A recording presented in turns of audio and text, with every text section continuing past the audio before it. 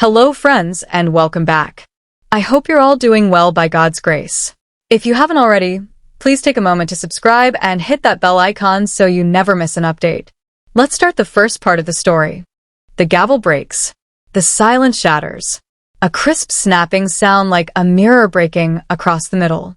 And all the heads in the courtroom jerk up together. There are no cameras present, but you can sense the world leaning in through the doors, the windows, the screens of 10 million phones waiting for news. The clerk looks to the judge. The judge nods. The air is strained in a fist. Kody stands between two tables like a man deciding which hallway to use in a burning building. His hand rests over a pile of papers he has already read so many times the ink appears exhausted. His other hand remains at his side, curling over as if it keeps grasping for a door that isn't there. To his left, Janelle sits straight, shoulders firm. The dream cracks face calm. You see the little things? How she keeps her notes organized in a tidy binder. How her pen remains in line with the paper. How she inhales through her nose like a sprinter on the starting block. To his right, Robyn whispers to her lawyer. She touches her eyes, folds the tissue, unfolds it, refolds it. It's a hushed ritual, as if neatness on the tissue will bring neatness to a life that went off the rails. The judge peeks over the rim of her glasses. Her voice is level, even seasoned. This court will hear two items today: custody schedules of the minor children and the contested division of marital and family property. The language is plain. The burden is not translated. It is this who the children will be with and how the dreams will be shared. It is between routines at bedtime and bedim, between house and home, between promise and receipt. The gallery is packed, but nobody coughs, nobody moves, nobody even clears their throat. That silence is like respect and fear combined. You can sense history bearing down. Years of birthdays and fights, hopes and hurt, paychecks pulled thin, and plans delayed. You can sense the kids in the middle of it, even though they are not present. All adults know their faces. All adults know their routines. All adults know the way a child says, "Who's picking me up?" and the way that can hold a universe. Kody shuts his eyes for a half a second, as if the swimmer is taking one last gasp. When he opens them, something kinder remains there, as if he is going to tell me, "I didn't mean to let it happen this way." But the court is not interested in wishes. The court is interested in calendars, bargains, totals that match. "Counsel," the judge asks, "are you ready to go on?" Both sides answer in the affirmative. The lawyers stand. Their words are professional, measured, cautious. No shouting occurs here. Only the grinding of a wheel that cannot be turned back. Janelle's lawyer speaks first. She recounts a tale that is no secret to anyone sitting at these tables, but it still hurts to hear it spoken aloud. "Your Honor, the children require stability," she tells him. "They require a routine that they can rely on. Pickups that take place when they are supposed to. Homework at the same table every Tuesday and Thursday. A bedtime evidence exposed, calendars, texts, receipts, that is not a moving target." She does not use the word chaos, but you can sense it standing just outside the door. Robyn's lawyer follows. And his script is likewise, because the truth is stubborn. "My client desires consistency too," he says. "We're not here to punish. We're here to bring the confusion to an end. We want a clear plan that backs up the children's education, their therapy, their activities." He gestures softly to a pile of schedules, therapy sessions, soccer practice, school concerts. The report resembles a miniature city viewed from an aerial perspective: roads, intersections, tiny colored cubes that have to align precisely, or traffic comes to a halt. Kody's lawyer delivers her lines last, and the tone is altered, more coarse around the edges. More human than professional. Mr. Brown admits errors. She states he believes in his children, and he wishes to be available and consistent. He is willing to consent to a supervised plan. He requests the guidance of the court and money so previous misunderstandings won't turn into future wars. There is a brief hesitation after misunderstandings. Just enough to say we all know misunderstandings is a nice way of saying cutting memories. The judge smiles and fixes Kody with a direct gaze. "Mr. Brown," she says, "you may speak briefly to the court." He rises, swallows, and for an instant appears as though he might sit down again. He then clears his throat. I wanted a big family to feel bigger than my own flaws. He tells us voice-guarded, plain, nearly whispery. But families aren't constructed with size. They're constructed with attention. I lost sight of that. I didn't show up the way I was supposed to. I'm not here to win. I'm here to stop the spinning. The words suspend there. True and belated. The court reporter continues to type. The judge maintains her expression of neutrality, but a few shoulders in the gallery dip slightly, as if something lead in just fell off for an instant. Reporters wait outside behind metal bars, but within time creeps. The clerk labels exhibits. A deputy fiddles with the thermostat. Things continue in the minor ways. Things continue even while big things shatter. The lawyers proceed to exhibits. Calendars knotted with red and blue highlights. Bank statements with tidy columns and more haphazard narratives. A printout of texts where nice words became pointed, then went quiet, then pointed again. No one gasps. This is not a TV show. This is where you get to witness how quickly love can be engulfed by logistics and how many times confusion masquerades as conflict when no one is sleeping adequately. The judge poses the question that directs the day. What is in the best interest of the children today? Not last year. Not when everyone still had the same idea about the future. Not when loss was still recent and masquerading as rage. But now it is the correct question and the most difficult, for it requires adults to stand still and observe the present without the cozy haze of nostalgia or the bright glare of regret. Janelle inhales, then talks. They need a rhythm. She says they need to know who is picking them up on Wednesdays. They need assistance with math that is not canceled because the car was in the shop or a wallet was misplaced. They need to see the adults conversing without feeling responsible for having caused the argument. You can tell these aren't words she rehearsed with a lawyer. These are words that she rehearsed in her own heart. Half awake at 2 a.m., Robyn nods slowly, as though the children come first. The body is willing to agree before the mouth is. They need consistency, she continues. They need to feel safe coming into both houses, to know the rules won't shift because the mood shifts. I can provide that. She takes a deep breath and glances down. I want them to have their father. I just don't want them to pay for a muddle. Kody looks at the table for a good second.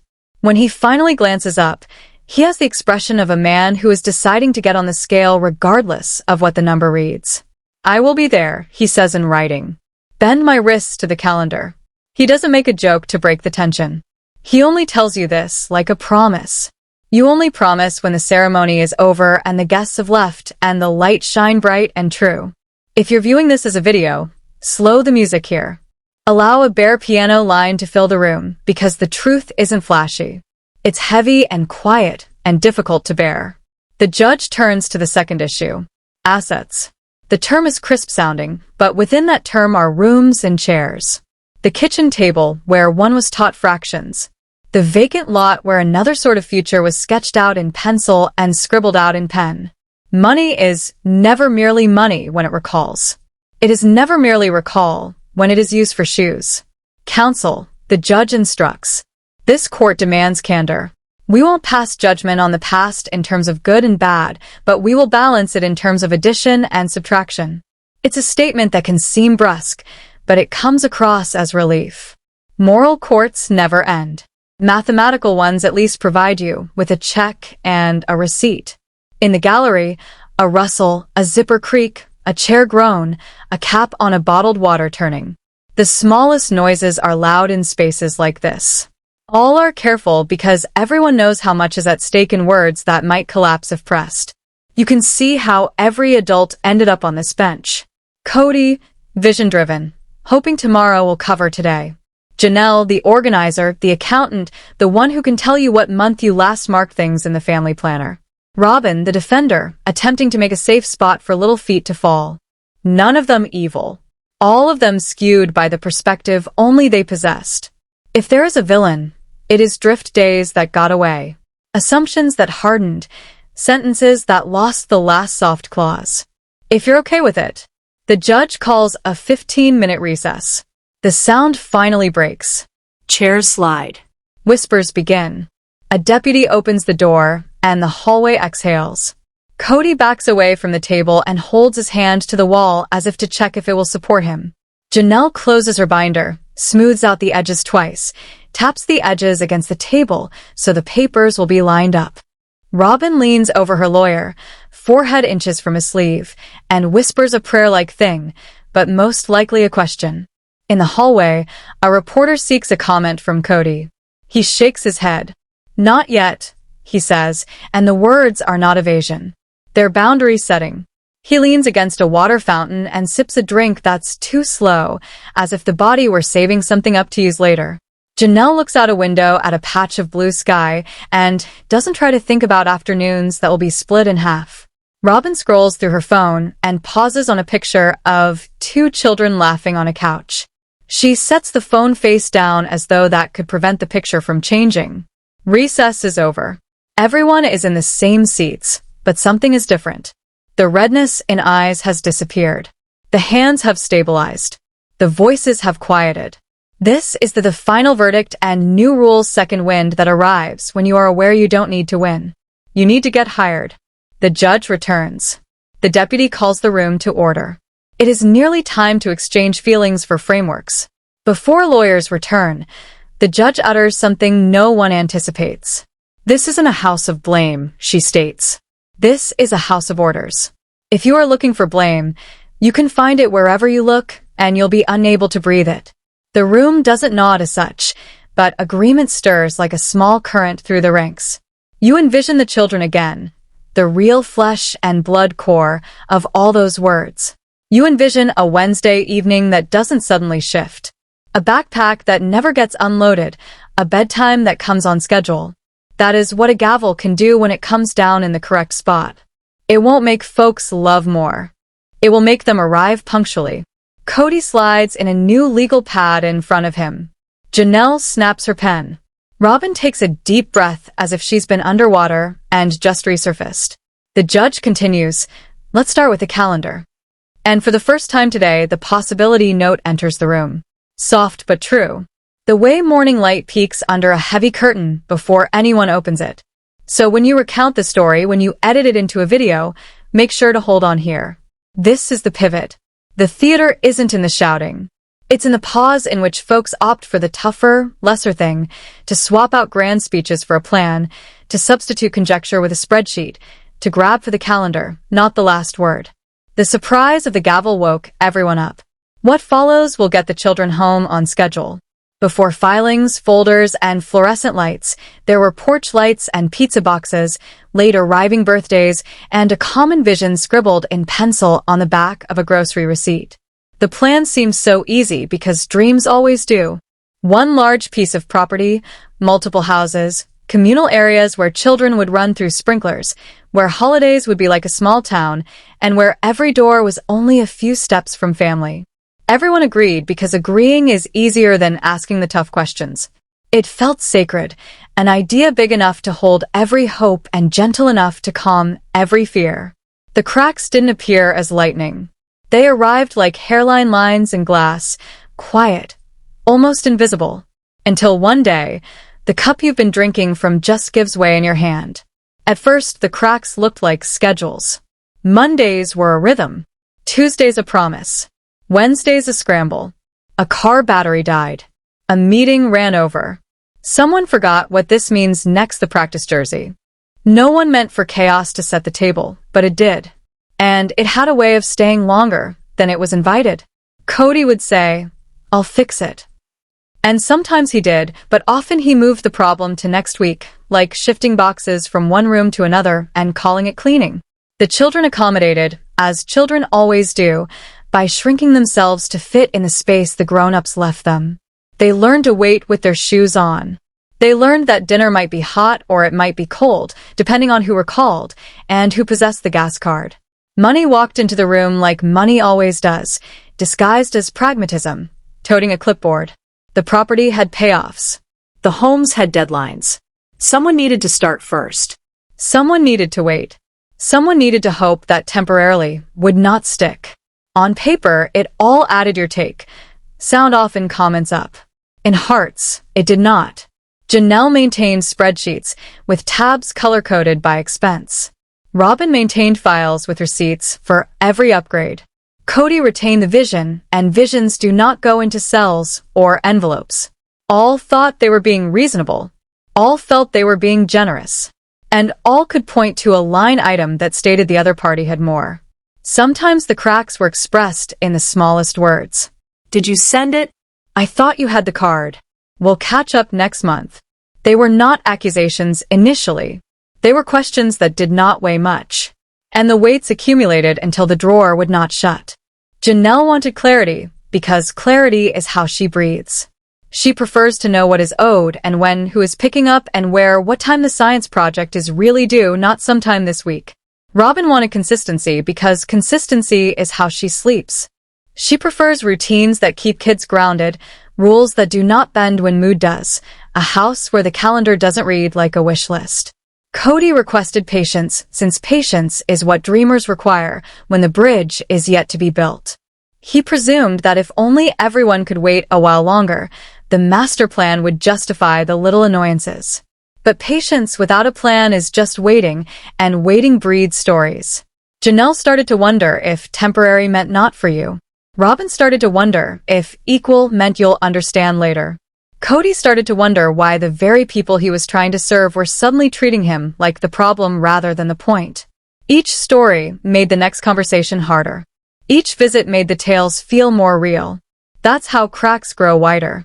Not with a single strike, but 1,000 whispers. There were good days, too. You have to admit that. There were afternoons spent with Kody grilling and kids laughing.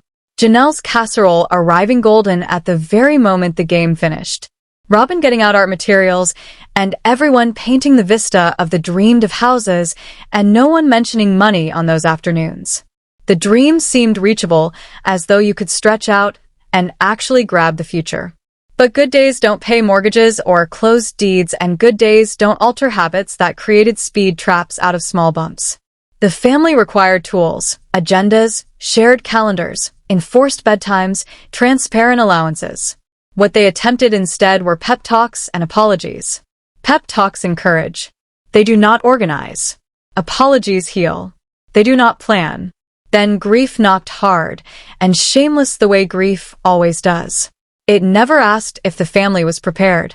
It never wanted to hear about the calendar or land or the meeting concerning utilities. Grief has an evil ability to transform cracks into fault lines. What used to be overlooked suddenly became unforgivable. Little latenesses were now disrespectful. Mixed signals became betrayal. The dream did not disappear. It just lost its volume. Nobody could hear it above the drone of pain. People evolve in bereavement. Some become quieter. Some become acerbic. Some begin constructing walls that resemble boundaries and sometimes are. Others construct moats and label them safety, and sometimes are. In the chaos, children did what children do. They observed, and they discovered who it was okay to turn to for assistance, and who would be too exhausted to reply. Janelle discovered her voice in the lists. The kids need a steady beat, she declared, not as a bumper sticker but as a chart. She proposed color-coded weeks. Sunday night rundown calls, a group app everyone would actually use. A principle that, if it wasn't on the calendar, it didn't occur. It felt stern, but it was order masquerading as kindness. Robyn made tiny but significant tweaks. Therapy sessions highlighted in bold wiggle room for school plays. Buffer time between transitions because handoffs are tough. Even when all smiles, she desired consistency not to be a prison, but a pillow. They were not as far removed as the disputes indicated. They were two individuals spelling the same word in different dialects. Kody hovered between their offers and was like a translator who had forgotten both tongues. When he heard schedule, he thought of control. When he heard consistency, he felt a tone of critique. He wished to be a hero without knowing that the usual heroes are merely people who show up on time with snacks and a charger. He did not have to be dramatic. He had to be reliable. But this lesson is usually learned only after the damage has been done. There's a type of humility that only courtrooms can provide. Love is an emotion, sure, but custody is a strategy. The land, the mythic land, occupied the center of it all, like an altar constructed from maps. Appraisals arrived and departed. Survey stakes creaked in the wind. A coming soon sign seemed like a prophecy that refused to be fulfilled. Folks wonder why land is so important. It's not dirt. It's direction. It's the assurance that we are creating something and not merely escaping a conflict. For Janelle, the land was fairness in terms of acres and square footage. For Robyn, it was permanence, a place where children could plant a tree and take their height from its rings. For Kody, it was legacy, tangible evidence that the dream was more than a narration. Each believed the land was a salvation.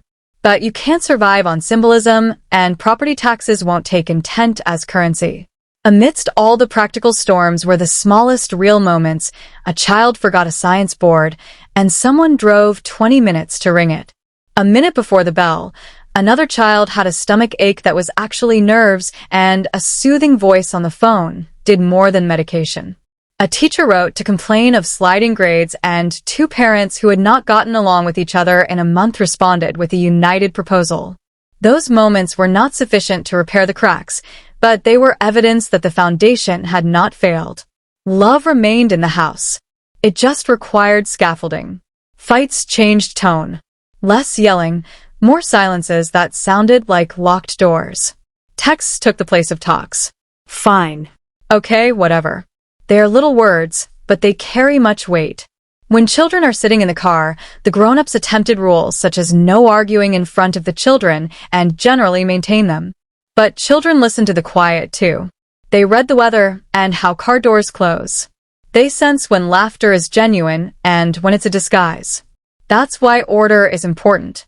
Not because children require perfection, but because they require predictability in order to feel courageous. One night capsulized it. A midweek evening handoff got rescheduled twice. A scheduled activity overran. Janelle was standing in a doorway with her keys in one hand and a lasagna in the other, and the clock just kept marching on.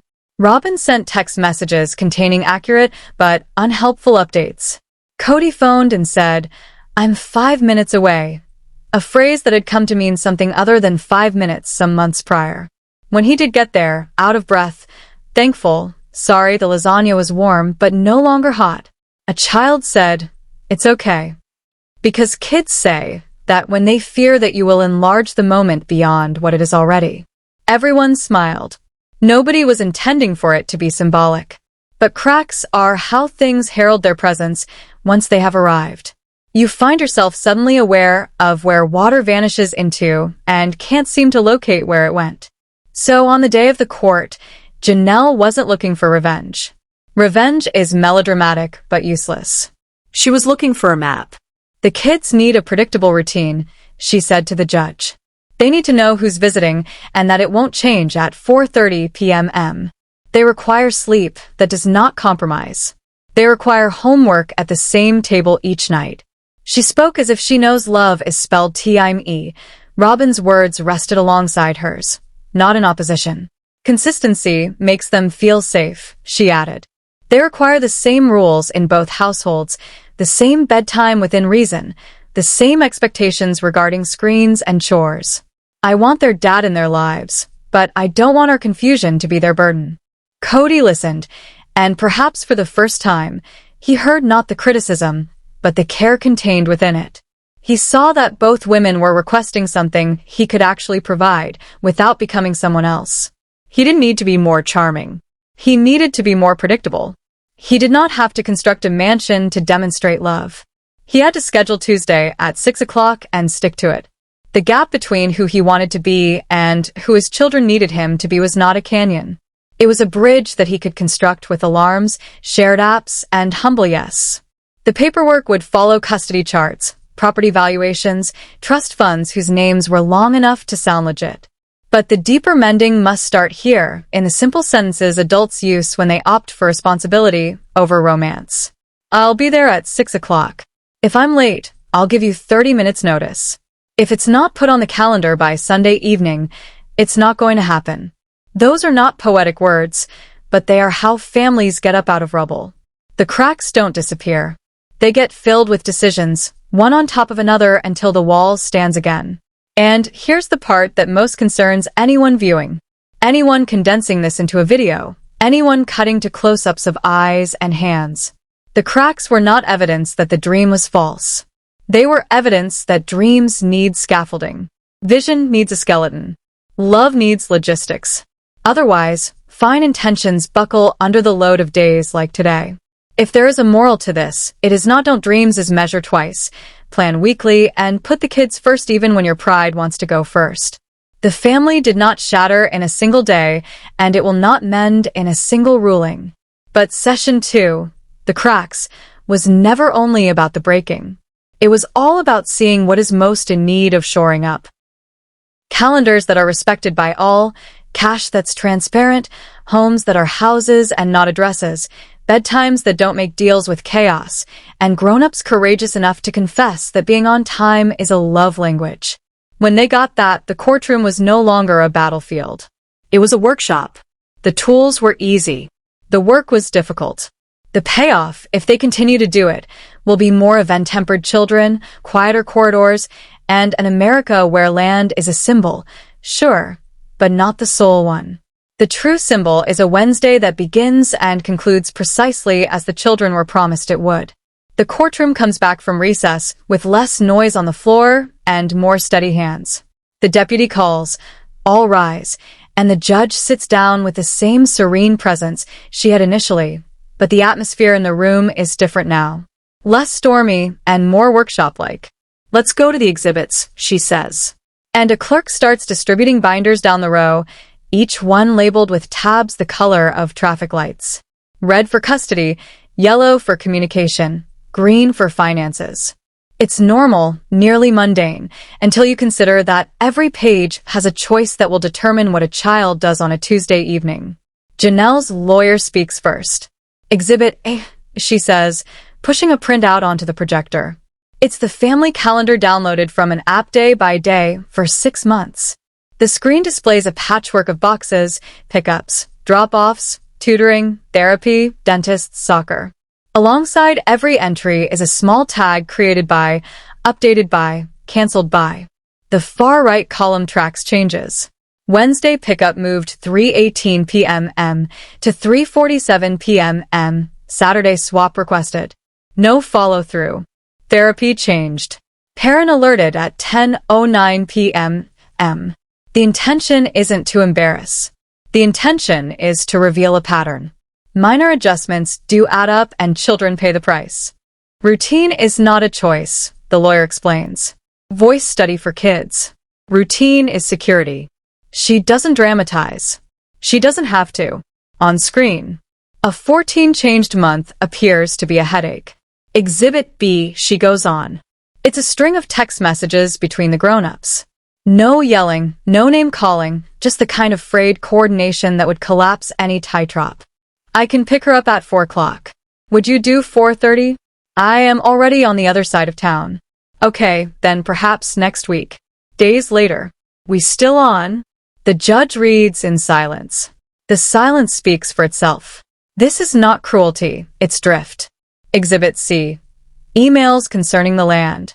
Subject lines, draft splits, temporary transfer will equalize later. The language is friendly. The schedules are not. Equal keeps cropping up. So does later. Janelle's lawyer hesitates. "Your Honor, if we remove the emotion and examine the dates and figures, what we have are uneven obligations supported by eventual reimbursements that never got a date certain. Good intentions are not an escrow account." Robyn's lawyer stands without a hint of defensiveness. Exhibit 1, he continues, putting up pictures on the screen. Receipts for flooring, a water heater, a fence panel, a security camera, a bundle of school supplies. My client did not spend to win. He says she spent to stabilize. When a door jammed, she repaired it.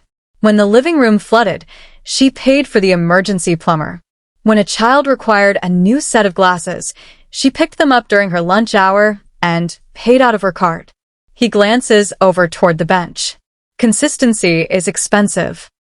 She paid those expenses, often not waiting to be requested. Exhibit 2, which is a calendar of therapy sessions, attendance records, and provider notes documenting heightened anxiety near handoff days. not drama data. We're not here to accuse, he continues. We're here to smooth out the spikes you see in these notes. A clear plan blunts the edges. Next is the tape. Exhibit D for Janelle's case. Exhibit 3 in Robyn's notebook because both sides brought it up.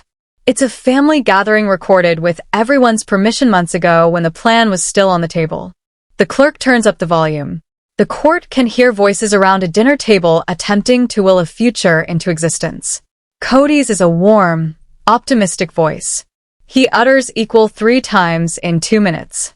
Someone asks how equal is in terms of dollars and square feet. Plates rattle against each other. Someone cracks a joke to dispel tension. The discussion concludes with a promise to circle back after he talked to the bank. The bank emails reveal no circle, only a straight shot to another priority. No delete. They wandered off again. The judge interrupts the audio. We are not litigating ideals. She states, matter-of-factly, we are struggling through facts. It's a gentle correction, reminding everybody to the table where paper is law and memory is only color commentary. Enter the forensic accountant, a demure woman armed with a laptop and a laser pointer. She is Exhibit E incarnate. She constructed a timeline based on bank statements, canceled checks, Venmo scribbles, and invoices. A graph materializes deposits, withdrawals, temporary transfers, reimbursements that came or didn't, and expenditures marked family versus household. Her tone remains level. The trend indicates fuzzy obligation overlap and decentralized planning. No SEFT, no DICIT, merely structural disorganization. When structures get disorganized, people fill in gaps with favoritism. She advances to the next slide. This is where the meanings separate. She refers to a month when Janelle paid 3 activity fees and a clinic visit pending reimbursement for camp. The payment was never made because the card on file had expired. She never sent a reminder because she did not want to sound like a bill collector. The accountant does not moralize. Missed feedback loops lead to resentment. She says as if a doctor reporting a vitamin deficiency. My suggestion. A shared expense account for kid-related expenses funded on the first with auto transfers and quarterly reconciliations. Robyn's lawyer nods. Janelle's nods as well. Even Kody nods because it is precisely the kind of unpoetic solution that might have avoided 100 sultry fights. A spreadsheet can't burrito a child, but it can ensure the light bulbs get purchased. Now, the custody evidence comes to bear. A letter from a school counselor, Exhibit F, does not accuse anyone of anything. It mentions that on weeks with more than one schedule change, one child shows up late twice, another forgets lunch, and both complain of stomach ailments on exchange mornings. The letter repeats, stability reduces anxiety. The judge underlines that phrase with a deliberate scratch of her pen. No one protests. Kody's lawyer summons him. He stands, shoulders squared but eyes gentle. Mr. Brown, she starts. What do you comprehend about these records? He glances at the calendar printout as if it's a mirror. I see that I treated time as if it would go on forever for me. First part is closed. Don't forget to like this video and hit that subscribe button and join our YouTube family. Thank you for your support. Next part of this videos are coming very soon.